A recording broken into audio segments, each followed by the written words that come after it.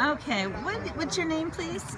Paul Hayden. I'm a captain with United Airlines. Can you tell me about 9/11, the morning of 9/11, and where were you and what? I happened to be at home, actually. I was supposed to fly that morning out of New York's Kennedy and had traded the trip away. And so I was home when it happened. And how did you find out about it? I was actually at the drive-thru at the local bank and getting something at the drive-thru window, and all of a sudden everybody inside did this. You saw them do that? I turned the radio on, and that was the breaking news. Wow, just from seeing the reaction of the people, Right. and then you heard it. Right. And that's your job kind of under fire there. Right, What was it your, was. What were you supposed to do when that happened? Well, obviously we were concerned about what was going on with the country, and went and got our kids from school because we didn't know what was happening, what the attack was about.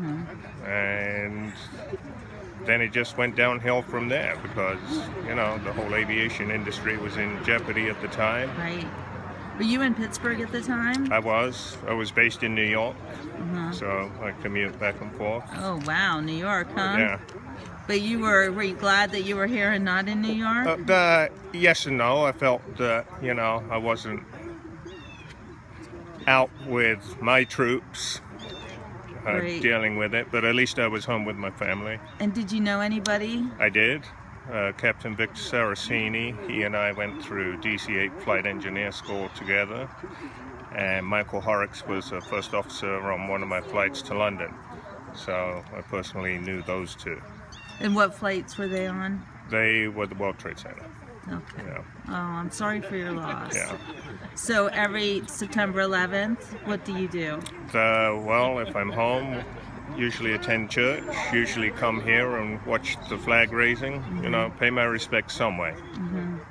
So do people in your business do they talk about 9/11 before the anniversary? The pin there is never forget, and so you never forget. Yeah. Do you ever talk to students or kids about 9/11? I do talks at the school, the aviation class. I don't bring up 9/11, but I talk about aviation and flying. And but especially this time of year, that's when the discussion comes up again. Sure. So 9/11 really changed aviation in so many ways. Right.